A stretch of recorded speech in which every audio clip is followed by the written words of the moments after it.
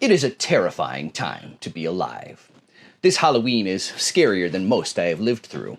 People who don't support what President Trump is doing live in a constant state of low-key anxiety. Imagine being an immigrant with brown skin right now.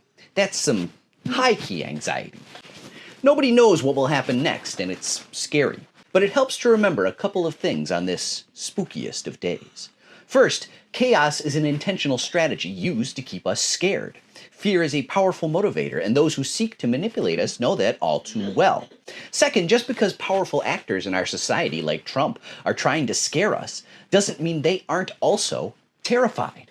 Finally, don't forget that while immigrants, leftists, trans folks, and other outgroups are vulnerable on their own, unity is strength. We are in a class war. The rich are using this moment to make us feel scared so they can tighten their grip on our society. But there are lots more of us than them. Ultimately, they should be much more scared of us than we are of them. And they are. Thomas Jefferson always gets credit for this quote, even though he probably did not say it. When governments fear the people, there is liberty. When the people fear the government, there is tyranny. We are living in a tyrannical moment of American history. President Trump uses chaos as a weapon against the American public. As anyone living through this moment knows, the president floods the zone with constant scandal and provocation. Every day there's some new outrage.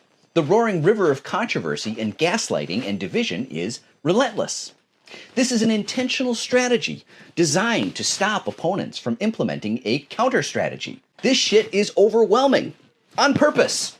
President Nixon gave us the madman theory of foreign policy, intentionally acting irrational and volatile to give the US an advantage when dealing with hostile nations abroad. What Trump is doing isn't new. It's just dialed up and directed inward at the domestic population. But it helps to remember that it is still an act, like when he appeared at WrestleMania 23. President Trump and his advisors project confidence and strength, but their actions betray fear. Why has fascism arrived at this moment?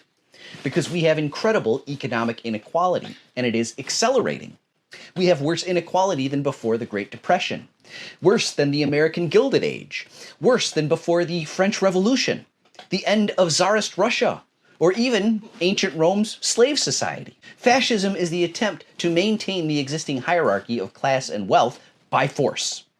To all my MAGA friends out there, you're right that Democrats have pulled some fascist moves in recent years against free speech, during the pandemic, for example. But violence, brothers and sisters, is the true mark of fascism.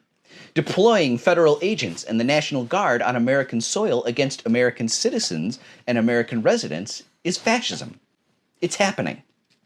But resorting to violence betrays the fear and anxiety of the rich. Billionaires wouldn't waste millions building lavish underground bunkers if they weren't terrified. Of us! There are lots more of us than them. This is why culture war exists, to divide us. The working class can unite and take whatever it wants, whenever it wants. The people of this country can rise up and redistribute the wealth anytime we want. Culture war exists to divide and conquer. Culture war is part of class war. Because when workers unite, the rich don't stand a chance. Workers, that's you if you live off your paycheck, are supposed to hate each other so that we don't get together and hate the rich. But the rich have gotten greedy. The capitalist system needs to keep growing or it dies. And so the fortunes of the rich keep growing too, far past the point of sustainability. The capitalist system is in danger of collapse, and fascism has arrived to defend it by force. I know you're scared. I am too.